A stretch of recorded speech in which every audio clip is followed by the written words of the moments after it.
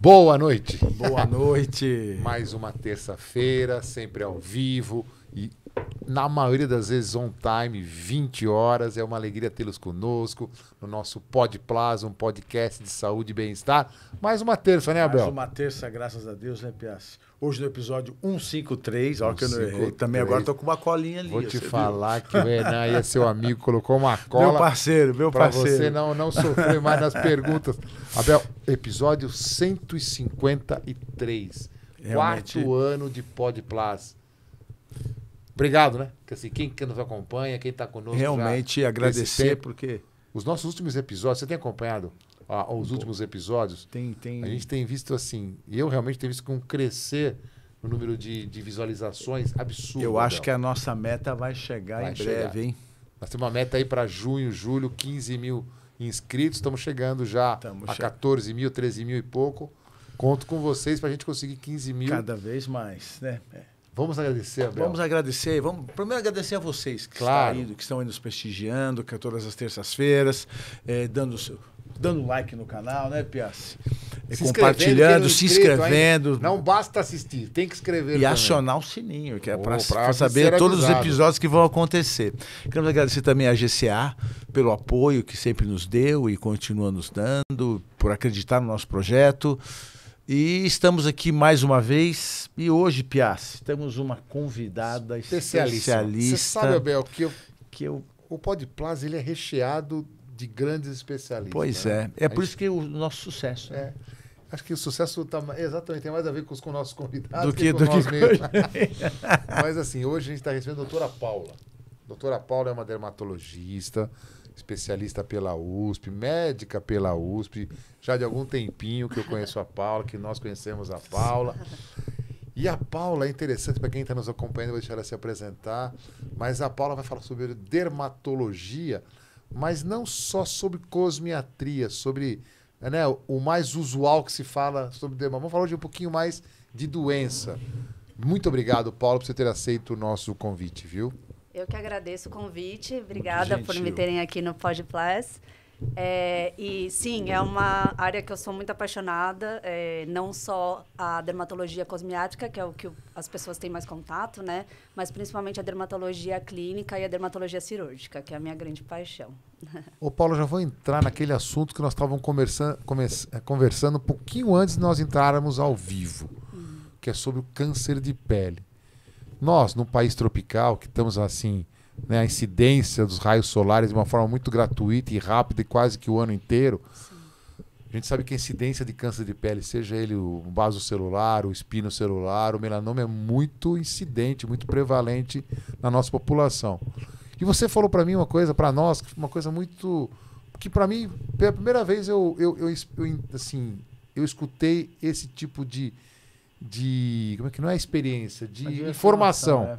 Que quem teve um CBC, um vasocelular, um SEC, um espinocelular, ou mesmo um melanoma, ele mesmo, esse paciente, tem chance aumentada, 2, 3 vezes mais chance que a população comum de ter novos cânceres de pele. É isso mesmo? Exatamente. Então, assim, todos os cânceres de pele mais comuns, né, o CBC, que é o carcinoma basocelular, o SEC, que é o espinocelular e melanoma, eles têm origem em diferentes células, todas da pele, né, da camada mais superficial, que é a epiderme. Então, a partir do momento que a gente pega a radiação nessa pele, essa radiação ela é cumulativa, a mesma mutação que vai acontecer nas células basaloides, nas células espinosas, né, que vão dar origem ao espinocelular, e nas células melanocíticas, tem a mesma chance porque essa pele tomou o mesmo sol, né? Então, a partir do momento que você tem um câncer de pele, você vai ter mais chance, 2 a 3 vezes mais, de ter os outros tipos. Então, por isso que é tão importante de manter um segmento depois. Apesar do câncer de pele ter aquela fama, né, que é um câncer que geralmente é pouco agressivo, você opera e resolveu, geralmente está curado, né? Principalmente quando faz diagnóstico precoce, precisa ter um segmento, porque a chance de você ter outros é muito alta. E a gente vê isso na prática clínica mesmo. Então, a pessoa tira dali a 1, 2 anos, aparece outro. A gente vai buscando. Mas isso é mais comum, desculpa, isso é mais comum no CBC e no SEC. Sim. No melanoma, não.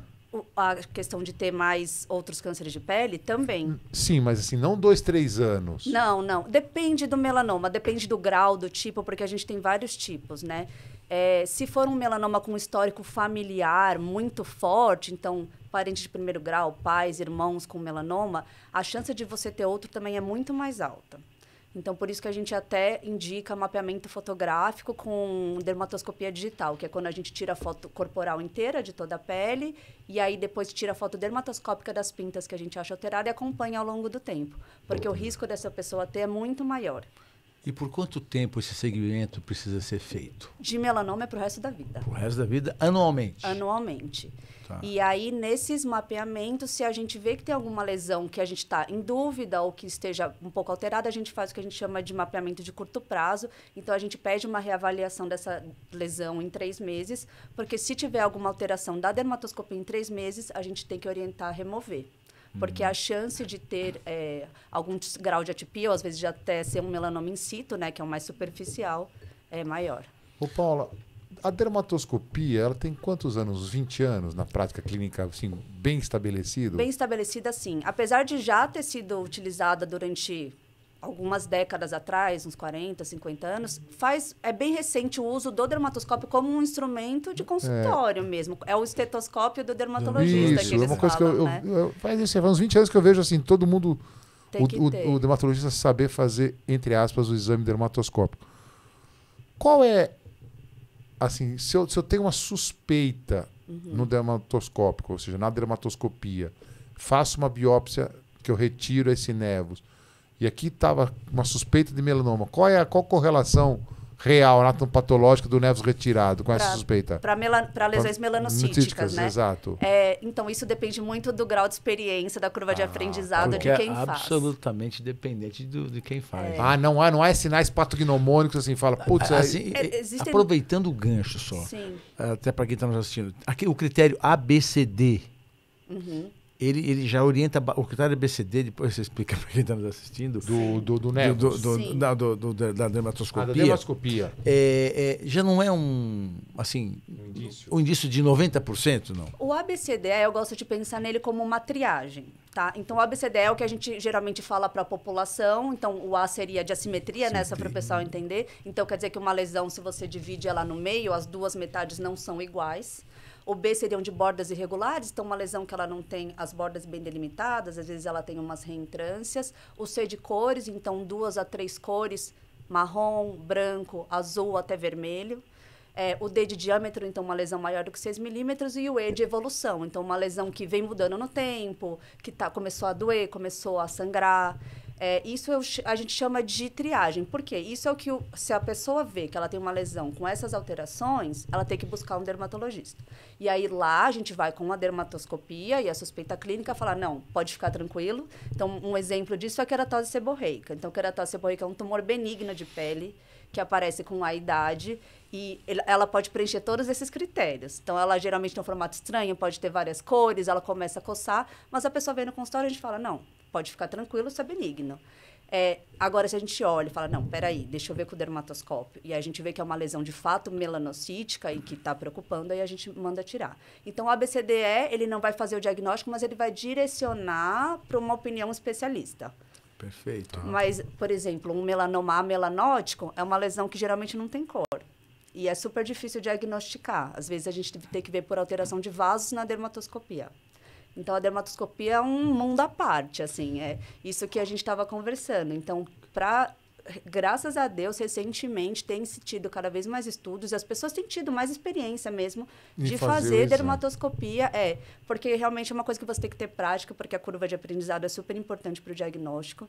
Então, a gente vê, por exemplo, centros de estudos, ou centros acadêmicos que a gente vê que o treino é bom, geralmente a relação que a gente chama nevo-melanoma é uma relação baixa. Quer dizer o quê? Que, por exemplo, a cada 2 nevos que você retira, um vem melanoma. Então, você está tendo uma especificidade muito grande no seu exame. Agora, se você precisa remover 30 nevos para achar um melanoma, então a sua dermatoscopia está falha. Tá fraca. Exato. E uma coisa importante, assim, para quem... O sol... A gente sabe que antigamente a representatividade do sol para o melanoma era como quase 90%. E realmente isso veio caindo um pouco. Como está hoje essa relação? Por exemplo, quem teve melanoma não pode nunca mais tomar sol na vida? Assim, perguntar para o dermatologista, a gente fala que ninguém pode tomar sol. Então, assim, sim, o melanoma, ele é como a grande maioria dos cânceres de pele relacionado à radiação ultravioleta, né? Num país tropical como o nosso, então, por exemplo, esses dias mesmo, eu estava até brincando com um amigo, estava nublado, aquele dia que você fala, nossa, nem precisa passar protetor. E aí a gente foi ver o índice de radiação ultravioleta nos aplicativos de telefone mesmo, de temperatura e tal, índice 8. Acima de 3 é indicado alto índice de radiação ultravioleta, tem indicação de protetor solar. Então, ou seja, está chovendo, você passa filtro solar. Exato. Brasil, que é um país tropical, e o que acontece, um erro muito comum é que as pessoas associam muito a radiação ultravioleta à luz solar. E a radiação ultravioleta é incolor, ela não necessariamente está junto com a luz solar. Então, pode não ter luz solar, no sentido de estar nublado, e estar com radiação ultravioleta. Então, sim, o ideal é quem tem melanoma ter que se proteger ao máximo. É lógico que o sol, a luz solar, tem um efeito muito benéfico em outras questões. Então, qualidade de vida, humor. Então não vitamina é D. Vitamina D. Mas isso é muito importante também. Isso é uma coisa que a gente ouve bastante no consultório. Então, as pessoas ficam, mas se eu passar protetor, eu não vou ter vitamina D? A gente, dermato, nunca orienta tomar sol para repor vitamina D. Se por acaso tiver deficiência, a gente orienta a reposição oral. E quando... mas é o sol, perdoe-me, só para não... Imagina. É o sol sem proteção solar. Sem proteção. Tem que ser. Agora, o sol com protetor solar, não tem, mesmo quem teve história de melanoma, tudo bem. Tudo bem, não pode bobear, tipo, repassar o... Exato. E um detalhe, né, Pia? É o sol sem bloqueador solar, e tem que ser o sol do meio-dia, não pode ser o sol da manhãzinha ou do final da tarde, não pode ser através de vidro, tem que ser sol direto, mas também não precisa ser, acho que 20 minutos já é suficiente, de um segmento já é suficiente, precisa ser o corpo todo também. A minha dúvida, só para... Então, eu posso ter melanoma sem tomar sol? Pode, porque o melanoma é um dos cânceres de pele que tem um componente genético. Então, se você tiver, por exemplo, uma síndrome de nevos atípicos, que é mais de 100 nevos com alterações dermatoscópicas atípicas, você tem mais risco de ter. Uma pessoa que tem um fototipo muito baixo, muito branca, cabelo ruivo, olho claro, ela já tem mais facilidade de ter também. Ou se tem algum parente de primeiro grau, pais, irmãos que tenham tido melanoma, tá?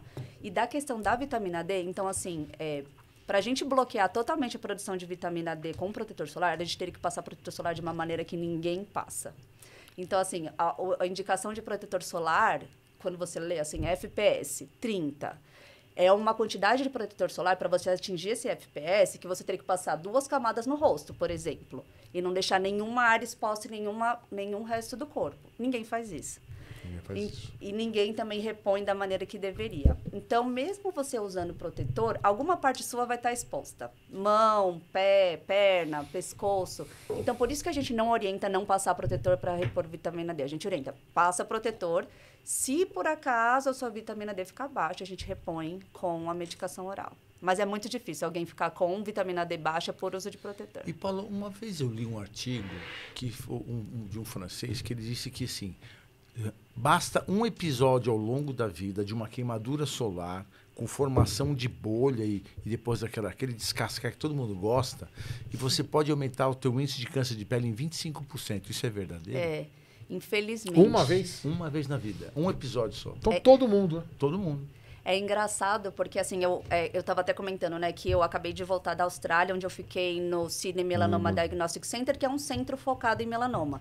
E uma das primeiras perguntas que eles faziam na anamnese com pacientes era: você já teve queimaduras na infância? Quantas? E se teve bolhas? Porque principalmente na infância, quanto mais queimaduras você teve, maior é o risco de você ter câncer de pele em geral e principalmente melanoma. Você vê? Se for de segundo grau com bolha, mais ainda. E não aonde foi a incidência da queimadura? No corpo inteiro? Onde foi a incidência? Onde foi a incidência também, mas provavelmente essa pessoa se expõe muito de maneira geral.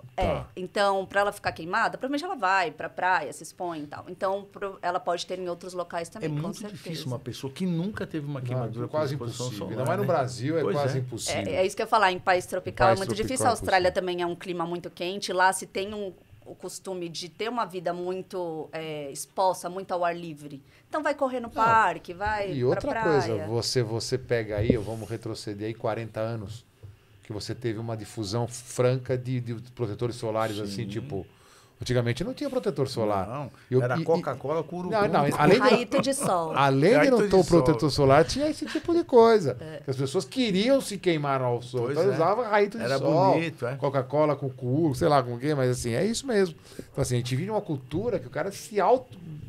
E depois veio a cultura da proteção, que deve ter quanto? Quanto tempo tem protetor no Brasil? Uns 45 anos no máximo. Quando a gente faz exame, por exemplo, de pacientes idosos, que geralmente, porque como a radiação é cumulativa, as alterações de pele aparecem lá perto dos 50, 60 anos. Exatamente. Que é geralmente quando a pessoa começa a buscar a gente, né? E pessoas de 60 anos, então que nasceram há 60 anos atrás, falam, eu na minha infância não existia protetor. Não existia protetor solar. Eu usava raito de sol, Coca-Cola, óleo, já ouvi até óleo de avião. Pra ficar bronzeado. Já ouvi também. E é engraçado isso que vocês falaram, porque assim, existe realmente uma cultura de valorização do bronzeamento, da pele bronzeada, da pele dourada. Então, isso é uma coisa que, por exemplo, na Austrália, que é um local que tem a maior incidência de melanoma do mundo, eles combatem muito. Então, eles fazem propagandas mesmo. A gente está aqui para falar para vocês, vamos, até por influenciadores digitais, né? Interessante isso. Que são pessoas que acabam divulgando, são patrocinados por câmaras de bronzeamento, que é proibido, né? No Brasil e lá também. É ilegal. Aqui tem câmera funcionando. Tem um monte. Tem um monte de câmera funcionando. Eu achei que não fosse mais proibido, porque aumentou. Não, é proibido pela Anvisa. Absolutamente ilegal. Aumentou. E como que funciona? Eles fazem a câmera de bronzeamento. Não. Como que eles conseguem funcionar sem proibir? Falta fiscalização, né? Provavelmente. Tem muito. Eu abri, inclusive, uma nova. Não vou nem falar onde, porque vai... A Anvisa proibiu, desde 2009, é proibido. Mas eu achei que a digital influencer na Austrália era o contrário. Que ela estava divulgando a beleza da pele branca. Infelizmente, não. Porque assim, na realidade, culturalmente, a pele morena, a pele bronzeada... Ela dá um ar mais assim, de saúde, de bem-estar, de bom vivan, de uma vida gostosa. É verdade. Aí a minha pergunta é, como ser bronzeado? Claro que tem o tipo de pele, tipo 1, tipo 2, não sei se ainda se usa aquela... O fototipo de Fitzpatrick. Mas assim, para quem tem tipo 1, que é aquele que nunca fica moreno e ele quer ficar moreno, tem algum... Autobronzeador. Aquele que você passa e fica laranja. Hoje tipo em dia, Trump. Aquele que você abraça a roupa fica cor de creme. Não, a roupa não. A roupa não mancha. Mas você fica com uma cor laranja. Parece o Trump, meio acenourado. Não, hoje não mais? Existem hoje autobronzeadores de qualidade muito melhor do que antigamente, que não deixam laranja. Tem alguns até que vem com um aplicador, então uma luvinha para você não ficar com aquela palma amarela, palma marcada. E aí o que a gente orienta é usar uma semana antes de... Vamos supor, você quer ir moreno pra praia. Começa a usar uma semana antes e vai. Mas realmente, assim, fototipo 1 não é pra estar pegando sol. E uma coisa que eu sempre gosto de lembrar, porque às vezes as pessoas falam, eu passo protetor, eu não fico vermelho, eu fico bronzeado. Mas o bronzeado já é um sinal de que sua pele está sofrendo com radiação, porque se a sua pele teve que produzir melanina, e a melanina é uma proteção natural contra a radiação, na verdade, a célula percebeu que ela está sofrendo radiação, o DNA dela está sob risco, então ela vai lá e produz a melanina para compensar, e aí gera o bronzeamento. Então, Paula, não é para bronzear. Paula, e a radiação azul, essa radiação aqui das grandes televisões, do computador, do celular, qual o impacto disso? Para câncer de pele, nenhum. Não tem risco. Agora, tem algumas doenças dermatológicas que tem mancha, produção de melanina, que a gente orienta a proteger contra a luz azul. A mais comum é o melasma, ou cloasma, que se falava antigamente, né? Que é aquela mancha em asa e borboleta, da grávida. Exatamente. Então, ela é comum muito em gestante, ou às vezes mulheres que usam anticoncepcionais, e mais comum em fototipos mais altos que a gente fala, né? Os fototipos de Fitzpatrick, que geralmente são pardos, negros, descendentes asiáticos e latinos. Então, é aquela mancha meio escura, geralmente aqui na região da maçã do rosto, na testa. Que é de difícil tratamento, né? O melasma é de difícil tratamento porque ele é muito recidivante. E porque justamente, ele é considerado hoje em dia até uma doença de microvasculatura. Então, não é só a questão da radiação. Então, pessoas que às vezes trabalham em forno, cozinheiros, também podem ter reativação do melasma por conta disso. Então, é muito difícil você controlar os gatilhos do melasma, porque você sai no sol, vai almoçar, vai andar com o seu cachorro, fica na luz. Zerar o melasma, acho que é impossível, né? A gente consegue chegar sem lesão, principalmente no inverno, que a radiação é mais baixa, mas geralmente no verão recidiva um pouco, Aí a gente trata, aí é isso que eu sempre falo para meus pacientes. Então, assim, você vai ter que tratar o resto da vida. Eventualmente vai piorar. Aí a gente volta, trata, clareia de novo. Se a pessoa quiser, obviamente, porque é uma doença, mas é uma doença de alteração estética, Paula, né? Uma das suas especialidades é câncer de pele, e entre elas a cirurgia de Mohs. Isso. Que é uma época que, não sei, eu tinha a sensação que tinha caído um pouco. Ou nunca saiu de... a prova não é moda, mas nunca saiu. E agora voltou com assim, força. Um apelo muito grande. Não sei se através de mídia social, não sei se realmente mudou alguma coisa no Mohs. Mas eu lembro que antigamente a gente ficava, a cirurgia plástica, pensa, pô, Mohs.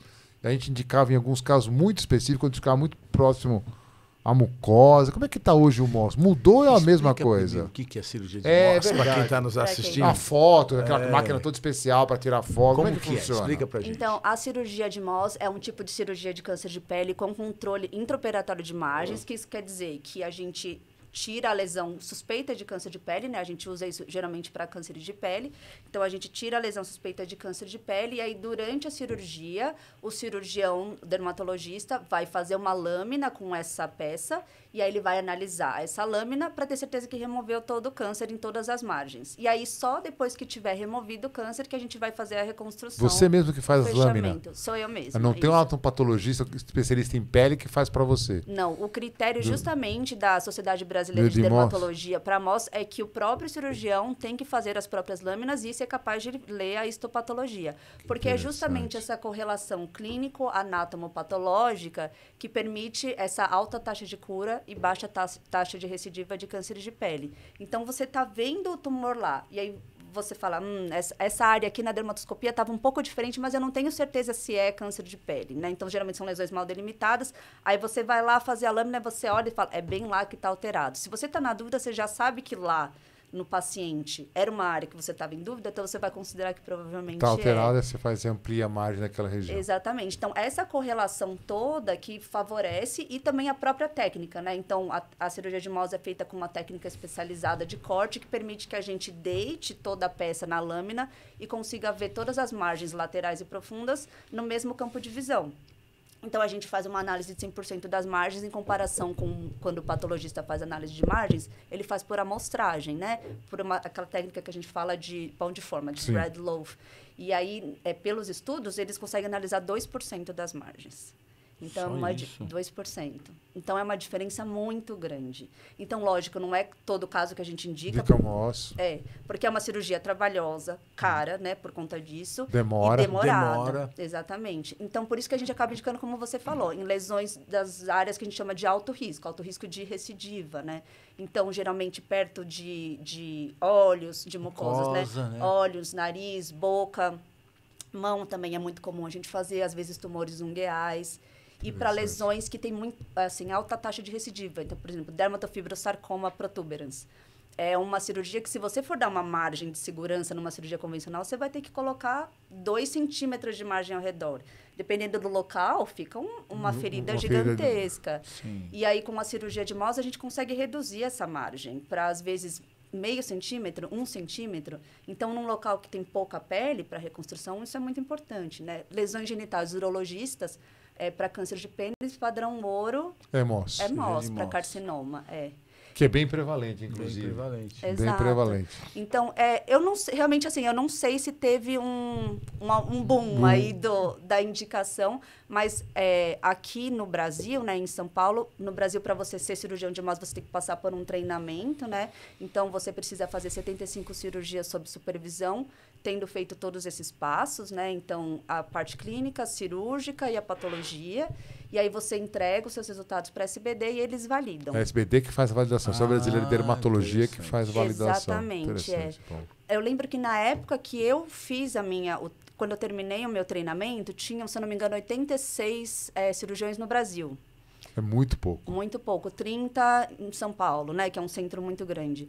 Hoje em dia, a SBCD tem um curso de treinamento de Mohs, existem mais centros, talvez por isso que esteja aumentando um pouco mais, mas também a gente tem visto muito câncer de pele. E como a dermatologia, por exemplo, a parte estética, é uma área que ela tem uma intersecção com muitas outras áreas, eu acho que talvez a área do câncer de pele seja uma área que seja mais protegida. Então, algumas pessoas estão focando em fazer o treinamento para essa área, porque é uma área que você não vai ter muita complicação no sentido de pisar no pé de nenhuma outra especialidade ou outra área não médica, entendeu? Interessante. E o que a gente observa também é que assim, é muito importante esse primeiro tratamento, né? Porque às vezes as pessoas ficam mexendo e quando vai para você já tá numa situação que a reconstrução está difícil, que o prognóstico está algumas vezes comprometidos, né? Aquele carcinoma basocelular perto de mucosa, principalmente. Exato. Mas outra... Desculpa, fala. Não, desculpa eu. E paciente jovem também. Então, a gente, por exemplo, a gente tem pegado cada vez mais câncer de pele em jovens, até por conta dessa cultura de bronzeamento.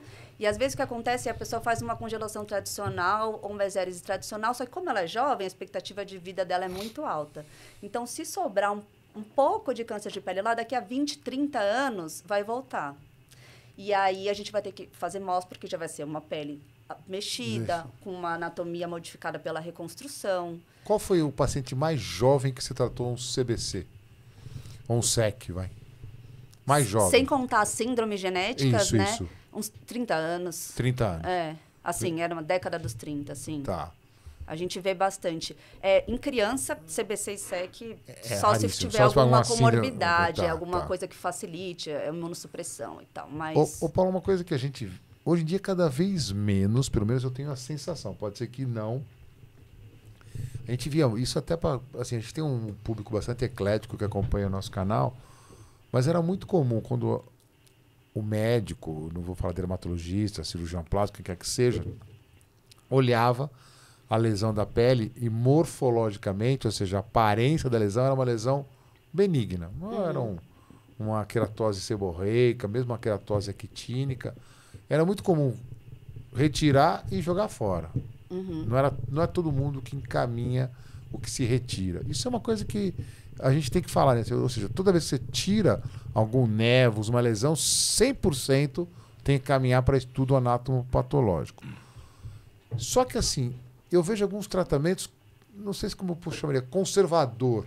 Como é que tratamento conservador do CBC, do SEC, por exemplo, usa criocirurgia, cirurgia, sei lá, o 5-fluoracil. Está indicado isso ainda ou não dá para tratar câncer com esses tratamentos? Existe sim indicações. Então, como eu tinha até comentado um pouquinho antes, a gente classifica os cânceres de pele de acordo com o tamanho, localização, as comorbidades do paciente e o subtipo patológico, né, da biópsia. E aí a gente classifica eles em baixo, alto e médio risco. Então, alto risco, de acordo com todas as entidades, a indicação é cirurgia de MOS em primeiro lugar e aí, em segundo lugar, uma congelação tradicional.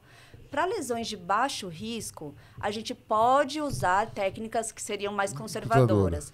Mas sempre lembrando que o padrão ouro é sempre cirurgia.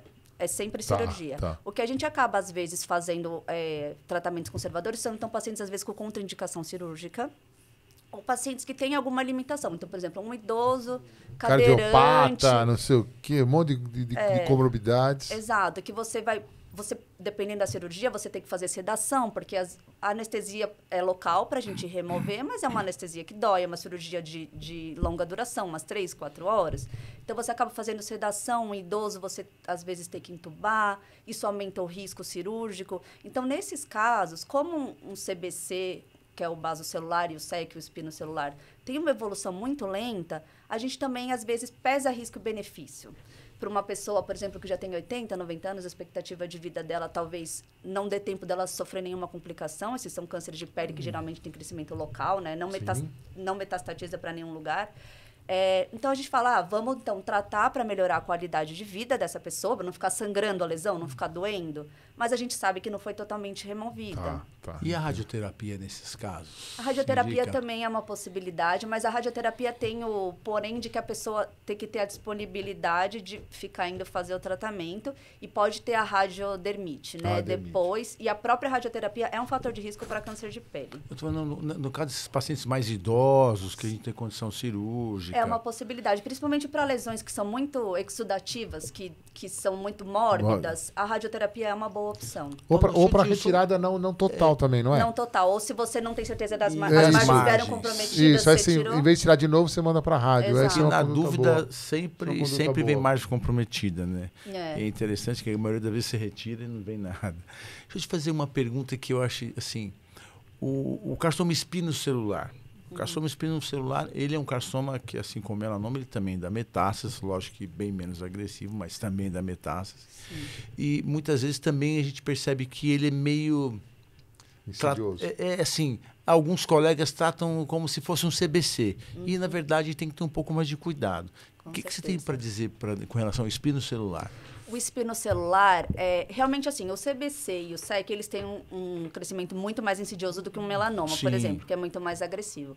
Mas o espinocelular tem alguns locais que a gente fica mais preocupados, porque anatomicamente favorece muito recidiva e complicação. Então, por exemplo, boca, orelha, mãos, região pré-tibial, são regiões que têm muito pouco tecido e que, se o carcinoma infiltra, ele esparrama muito mais fácil, por causa da embriogênese da própria região, por causa de como é formada a pele lá. Então, eu sempre, assim, SEC, inclusive, né, é orientado, quando a gente vai examinar um paciente com suspeita de SEC, palpação de linfonodos, até porque existe risco de metástase linfonodal, né, local. Eu geralmente não brinco, não. A não ser que seja um SEC muito in situ, às vezes a gente até pode indicar um tratamento off-label, por exemplo, com imiquimod, ou com psicofluoracil, mas mantendo acompanhamento, sempre. Então, assim, se eu vou fazer um tratamento conservador, eu já falo, mas você vai ter que fazer o segmento, porque existe o risco de voltar.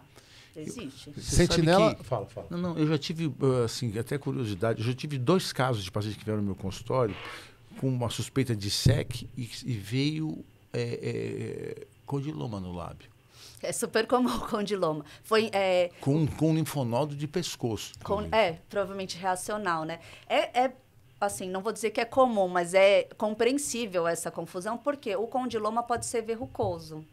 E o SEC, ele é uma lesão queratósica, ou seja, ela pode ser verrucosa. O SEC tem a ver com HPV? Não. Não necessariamente. Não. O que a gente vê mais relação com o HPV é quando é SEC nos dedos. SEC no dedo é HPV.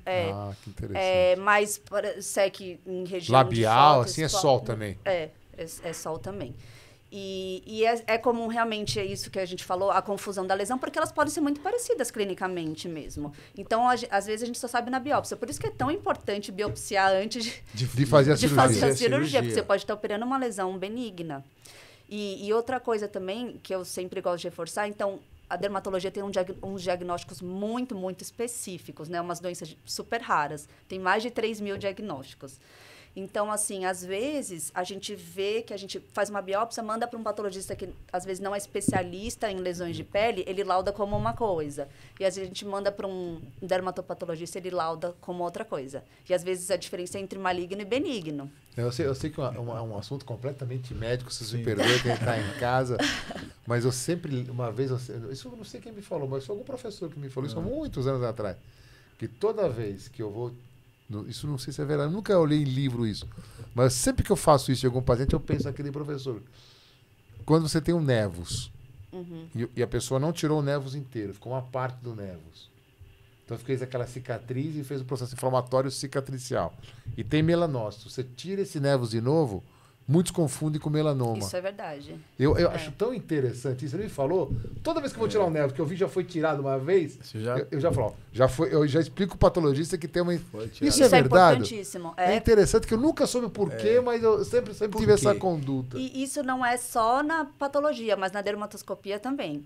Então, às vezes acontece, porque o névoa é uma pinta, né? Não sei se o pessoal sabe, mas o névoa é o que a gente chama popularmente de pinta. Pintinha. Então... Quando o névoa ele vai envelhecendo, ele começa a crescer para cima e para baixo da pele, né? Então, às vezes, o que acontece é a pessoa tira superficialmente e ainda sobra células névicas dentro da pele e ele pode recidivar. E aí, às vezes, a gente vai olhar com o dermatoscópio, com aquela lupa que a gente usa, e está totalmente alterado. A gente fala, meu Deus, isso aqui tá feio. Então, geralmente, eu pergunto, eu falo, você já tirou alguma pinta antes? Já? Foi aqui? Foi. Geralmente, a pessoa sabe, é o mais comum. É interessante isso. E aí, quando a gente manda para patologia, realmente pode ficar duvidoso. Por quê? Porque o diagnóstico do patologista em relação a melanoma ou não é justamente pela distribuição das células névicas, até onde que elas vão na lateral, se elas estão subindo para a epiderme, se elas estão maturando normalmente dentro da pele. Então, se tem uma cicatriz lá no meio, um tecido fibroso, fica muito difícil para ele laudar. Então, pode vir alterado. Então, realmente, ideal, se vai tirar a pinta, tira toda a pinta. Lesão pigmentada subunguial. Nossa. Foi batida? Qual a sua conduta? Bom, primeiro, dermatoscopia. Dermatoscopia. A batida não é pigmentada, é colorida, né?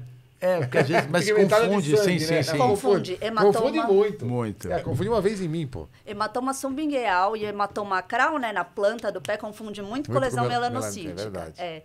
Lesão melanocítica, então, primeiro, dermatoscopia. A gente tem já muitos estudos de dermatoscopia sobre a lâmina ungueal. Então, sempre reforçar. Isso é outra coisa que eu sempre falo para meus pacientes. Vim na consulta dermatológica sem esmalte, porque senão a gente não consegue avaliar as unhas, sem pelo. Também quem é muito peludo é bom raspar, não é? Ajuda bastante. Eu fico imaginando, o cara muito peludo deve esconder um nevozinho pequenininho, né? Sim, e para quem faz mapeamento, que é tudo com foto, às vezes é difícil na foto você diferenciar uma pinta de um acúmulo de pelificação. Exatamente. É muito difícil. Mas então, voltando à questão da unha, então dermatoscopia, geralmente quando é um hematoma, a gente consegue ver uns rajados, ou a gente consegue ver a coloração meio vermelha amarelada. E aí também na dermatoscopia a gente consegue ter mais detalhes no sentido de como que essa lesão melanocítica está evoluindo, porque a unha ela tem a vantagem de que ela conta uma história, né? Então a unha ela nasce daqui da cutícula, que é onde fica a matriz, a fábrica da unha, e ela vai crescendo para cá. Então, se você for ter algum câncer do tipo melanoma, ele vai vir aqui da matriz das células. Então, como é que funciona? Cada, mais ou menos, na mão, um mês cresce uns 2 milímetros de unha. Então, se você está tendo um câncer, o câncer é uma proliferação desorganizada de células.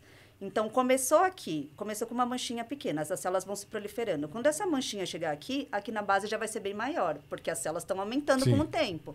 Então, quando a gente olha com o dermatoscópio, a gente consegue ver a base é mais alargada do que a ponta. Isso já indica que está tendo uma proliferação muito rápida. Em 4 meses, aumentou a quantidade de células.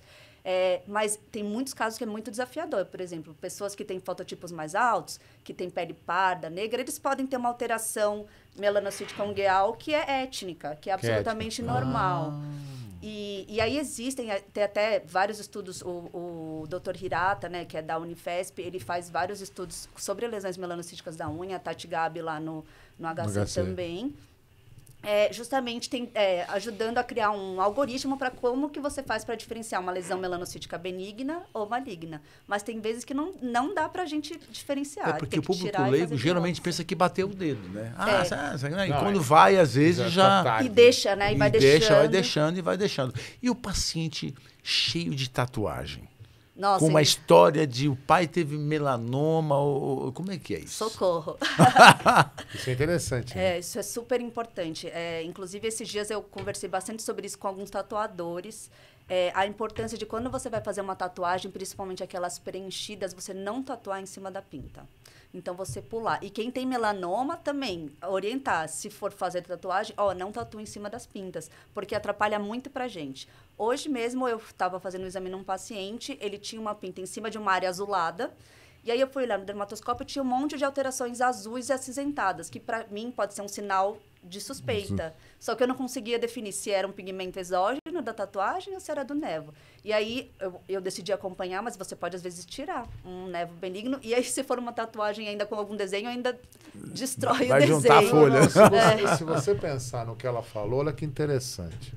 Posso estar falando uma coisa bem, completamente leiga, mas olha que interessante. Se a preocupação do melanoma são os novos nevos, existe grande chance dele tatuar não em cima do nevos, mas uma área que ainda mas não esse surgiu. nevos aparecer aí embaixo da tatuagem.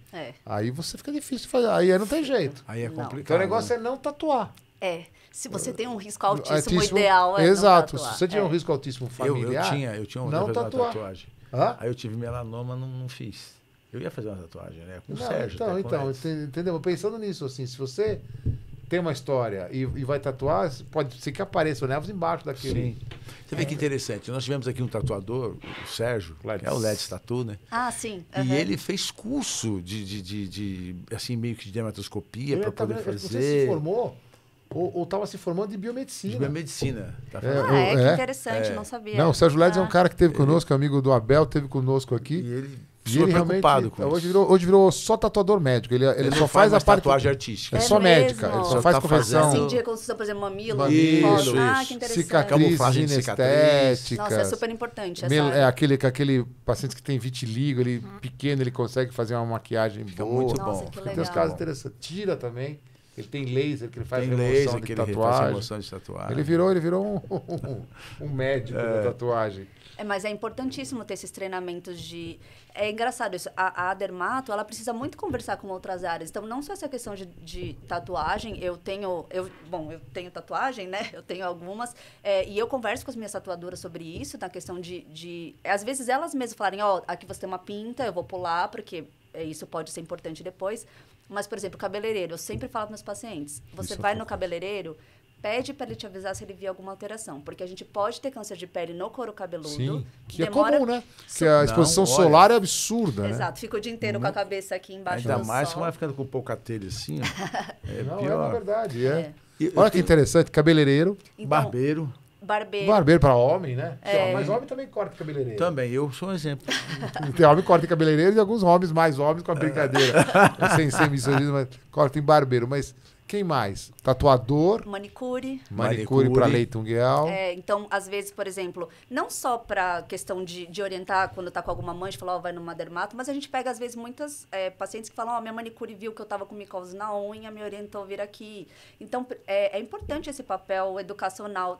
Por exemplo, na Austrália, eles têm cursos para cabeleireiros, falando, se você vir alguma alteração, fale. Porque, às vezes, a pessoa vê e fica receosa. Isso precisa ser divulgado. Né? Eu tenho um irmão de um colega nosso, médico, que o barbeiro que estava com melanoma na cabeça. E, geralmente, são eles que acham. Outra coisa, viu, Abel? Assim, Paula, que eu tenho a sensação também, de jeito nenhum, mas, assim, muitos médicos até sabem, mas não examina. Sim. É não que ela vai ao dermatologista, mas ela vai no clínico geral, vai no pneu, o que seja. Aí ele não olha a pele e de repente tá uma lesão. A gente quando examina, por exemplo, você quando examina mama, corpo, você vê uma lesão estranha, pigmentada, você fala, vamos ver o que é isso. Vamos ver o que é isso. A gente tem um olhar clínico para isso, né? O paciente que é careca, a melhor proteção é a passiva, ou seja, o chapéu, não é nem o bloqueador, é o velho bom chapéu. Chapéu de abas largas, de preferência, e com a trama fechada. Né? É porque o chapéu, na verdade, se todo mundo passasse o protetor de maneira adequada, seria equivalente. Mas a questão é que o protetor, como eu disse, a gente não passa a quantidade adequada. A gente sua, não repassa. O chapéu, você sabe, tô com o chapéu, tô protegido, tô sem, não tô protegido. Poxa, tão chique chapéu, porque você fica para roupa protetora UVA, UVB, funciona real? Funciona. Sem passar filtro solar?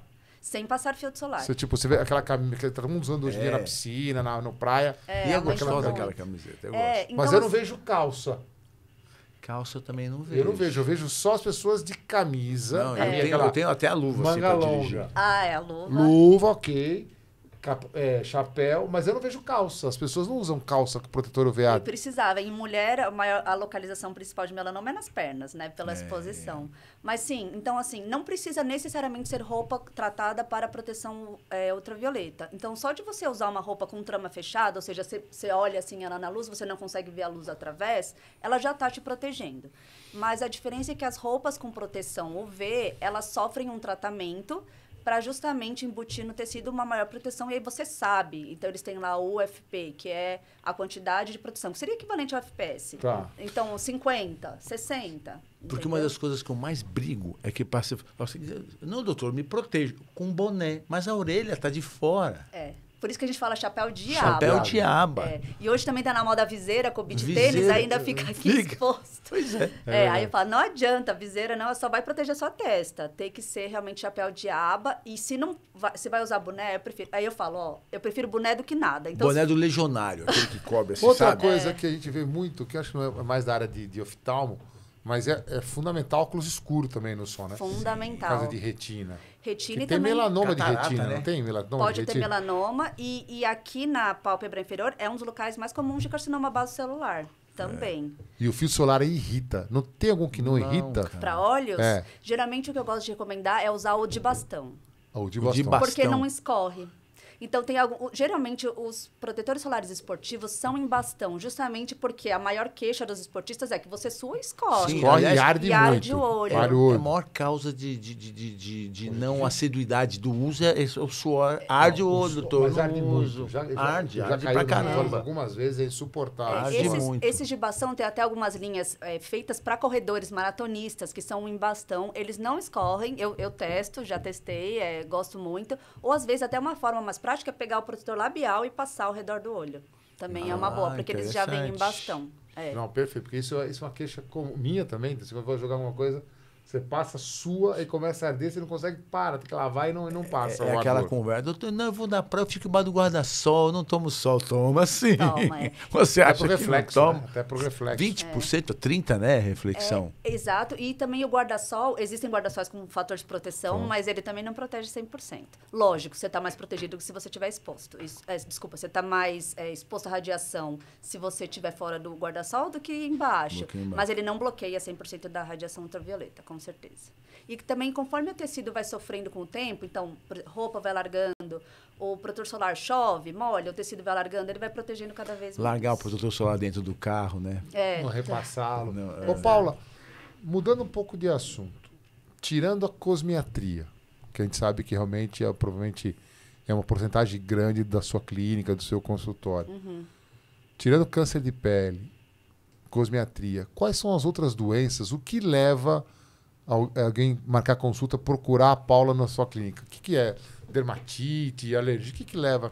Nossa, tem tanta coisa. Assim, o mais comum, acho que de longe, é acne. Acne. A acne leva bastante gente, desde adolescentes, né, até adultas, acne da mulher adulta. Psoríase é uma coisa que vem bastante. Eczema, seja por... Eczema, né, é um diagnóstico, mas ele é um diagnóstico que pode ser de várias causas. Então, eczema pela pele seca, eczema por problema de circulação, eczema por dermatite atópica. Então, tem vários tipos de eczemas. Às vezes, verrugas, doenças infecciosas, né? Então, verrugas que são infecção pelo vírus do HPV, às vezes verrugas genitais. Deixa eu ver, alterações de unha, é bem comum virem. Então, existem tumores benignos de unha que, às vezes, alteram o formato da unha, a pessoa fica preocupada e vai lá ver. Isso também é bem comum. Acho que, assim, a grande melasma é bem comum psoríase também. Aumentou muito a incidência de psoríase? Não. Tá igual. Tá igual, O que melhorou foi o acesso deles a medicações. Parece que a medicação hoje bem eficiente a psoríase. Hoje em dia a gente considera o PASI, né, que é o Opazina. Não, o PASI, o índice PASI, de tratamento de psoríase, 90, 100. Quer dizer que a gente consegue clarear praticamente a pele da pessoa com os imunobiológicos que a gente tem hoje em dia. Antigamente, na época que a gente usava só os anti-TNFs, a gente falava em PASI 75, ou seja, a gente conseguia limpar, entre aspas, 3/4 da pele do paciente. Hoje em dia a gente fala em 90, 100. E o componente emocional continua sendo o mais importante. Diz que glúten também, né? Diz que glúten também psoríase. A questão... Glúten, eu vou dizer que eu não ouvi nenhuma relação assim, claro, vou até... É interessante ouvir. Mas o componente emocional tem relação em praticamente todas as doenças de pele. É impressionante. A pele, eu sempre falo para os pacientes, a pele e o sistema nervoso central têm a mesma origem embrionária. Então, eles conversam muito. Mesmo que não seja a causa, o que levou à doença, eles interferem como gatilhos. Então, se você está mais estressado, dermatite seborreica, que é o que dá caspa, piora. Acne, piora. Psoríase, piora muito. Psoríase também tem muita relação com qualidade de vida, então doenças metabólicas, diabetes, sobrepeso, tabagismo, tudo isso faz piorar a psoríase. Então, quase toda, é muito dermatite atópica. É só a pessoa ficar estressada que ela começa a coçar. E a rosácea? A rosácea é engraçado, é verdade. É outra coisa muito comum que a gente vê no consultório, mas é que é muito subdiagnosticado. Então, a rosácea, para quem não sabe, né, ela é como se fosse uma dificuldade da pele de manter a barreira dela intacta, e aí ela fica mais exposta e mais irritável a agentes externos. Geralmente radiação, coisas que aumentam a temperatura do corpo. Então, bebida muito quente, comida muito quente, álcool. E aí, nesses gatilhos, a pele sofre uma dilatação dos vasos, faz o que a gente chama de flush, que é aquela vermelhidão, e aí depois acaba regredindo quando o gatilho é removido. Mas a partir de um certo tempo, conforme você vai repetindo essa dilatação dos vasos, isso pode acabar ficando fixo. E aí a pessoa fica com aquela vermelhidão fixa, parece que ela está sempre vermelhinha, e com aquela pele que parece que está seca. É super comum, mas como ela não causa grandes incômodos ao paciente, fora o aspecto estético, muitos pacientes são subdiagnosticados. Então, às vezes, eu atendo e falo, você sabe que você tem rosácea? A pessoa, às vezes, nem sabia. E aí, ela fala, eu achei que eu era só vermelha, eu achei que minha pele era só sensível, eu achei que ela era só seca. E a rosácea é importante também lembrar que metade dos pacientes que têm rosácea podem ter rosácea ocular. E pode ser uma causa de vermelhidão dos olhos, de lacrimejamento. E aí, às vezes, a pessoa não sabe, tem esse problema ocular e está tratando no oftalmo sem saber que é da E é mais rosácea. comum no sexo masculino e feminino? Tem uma predileção? Não, Não. É igual. É igual. É mais comum em pessoas mais claras. O fato do homem fazer barba aumenta a possibilidade? Não? De ter rosácea, não. Mas se você faz barba com a lâmina, né? A lâmina, ela agride a pele de certa maneira porque ela é por conta do atrito, né? Ainda mais se você não faz com pré-barba, pós-barba. Então, na verdade, qualquer doença que você tiver na pele pode ficar mais inflamada e mais irritada pelo ato de barbear. Então, sempre importante, se você for barbear com pré-barba para facilitar, né, o deslizamento da lâmina e acabou passar um hidratante, um pós-barba para tentar trazer essa barreira da pele de volta à condição normal dela, né?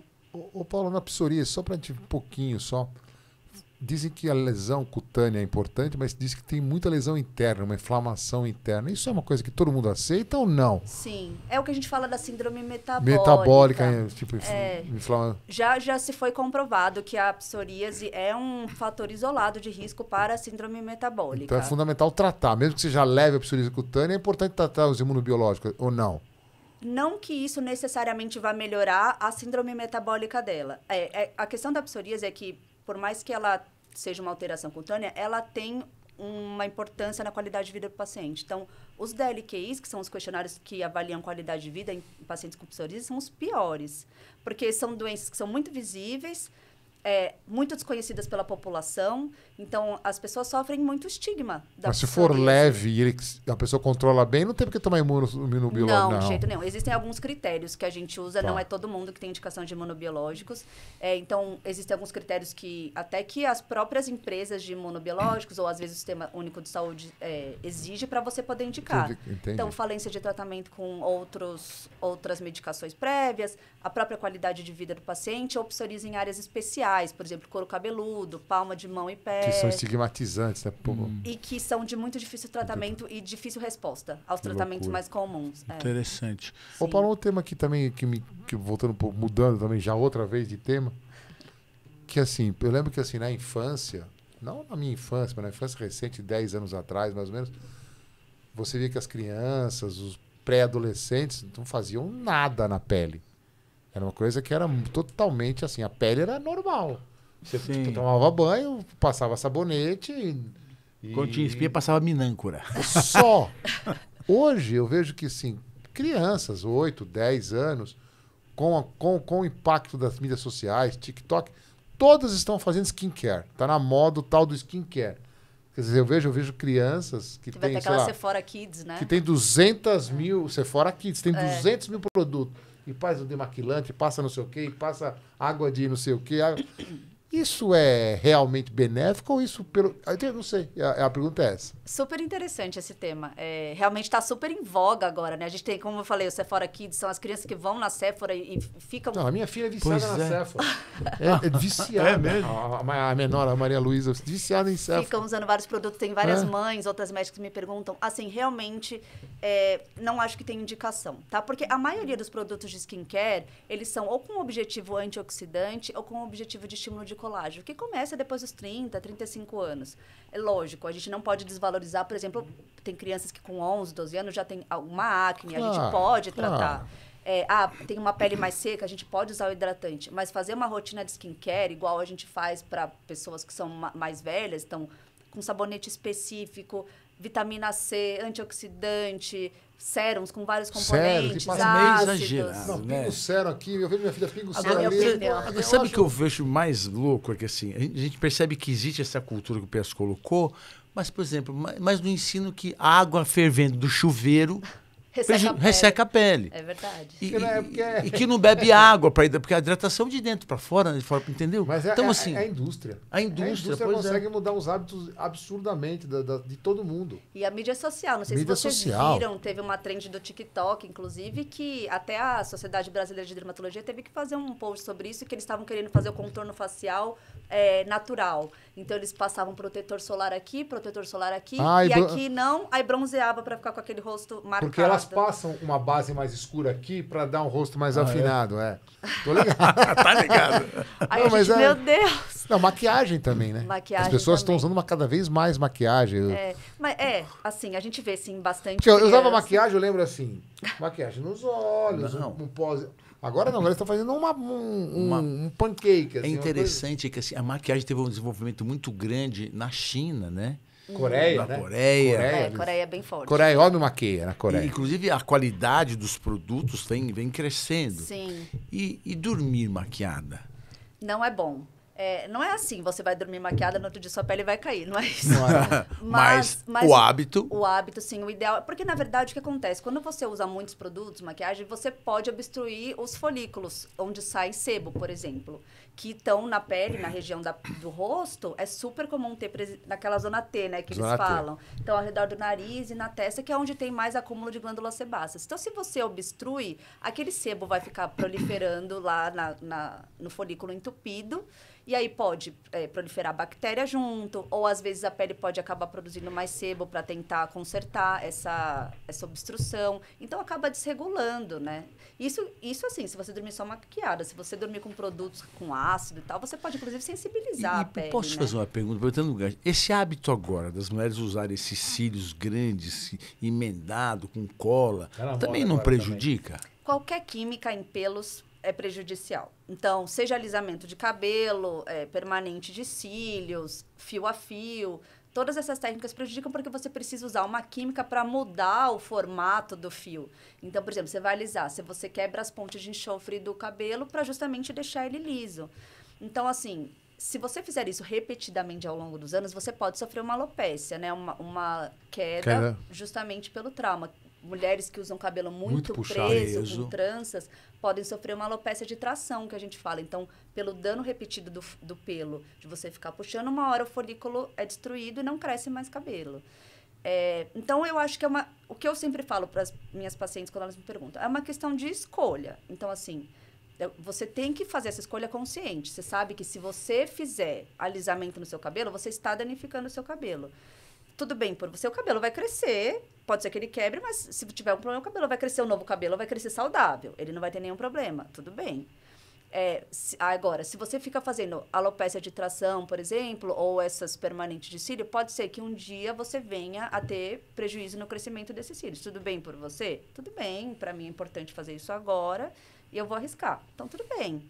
O que eu acho que não dá é pra gente vender falando que não tem problema nenhum.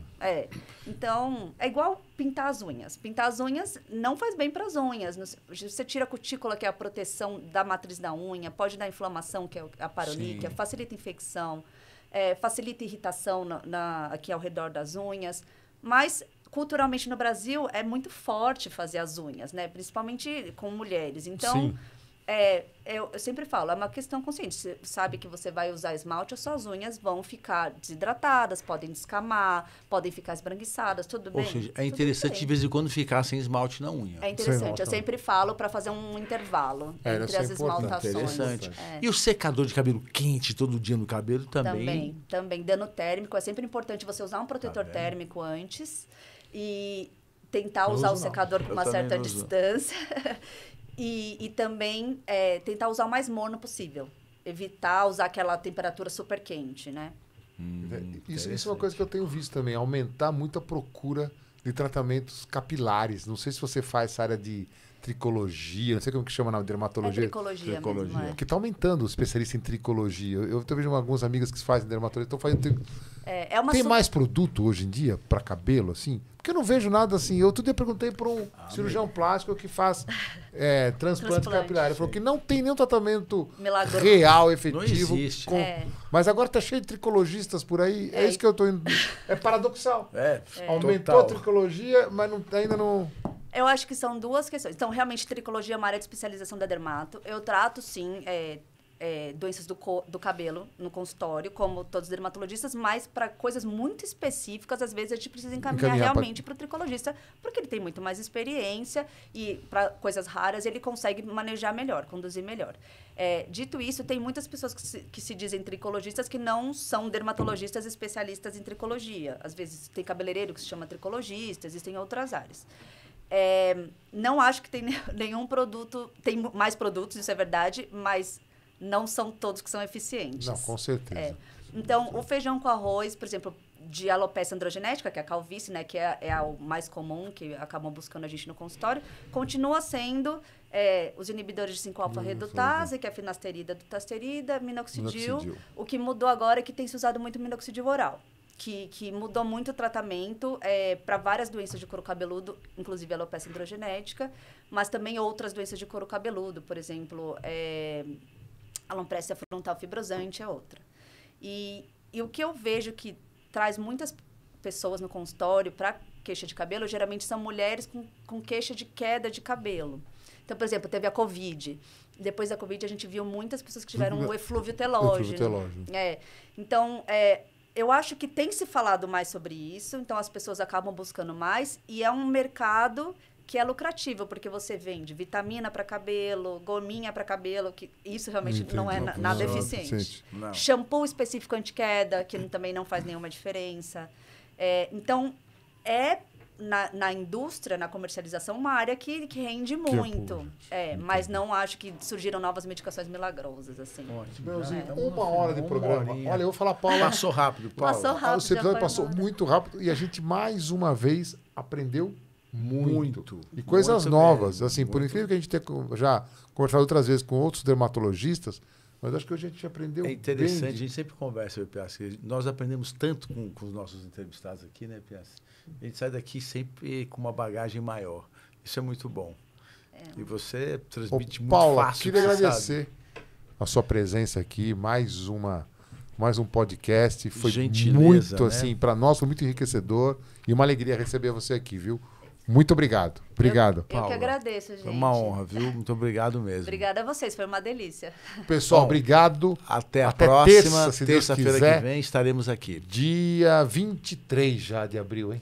O ano está passando rápido. Eu posso... O Hélio pediu para eu mandar um beijo para o nosso grupo da associação dos antigos alunos. O Hélio, toda semana ele tem um recadinho. O Hélio, que é o nosso coordenador geral da Associação dos Antigos Alunos da Medicina da USP.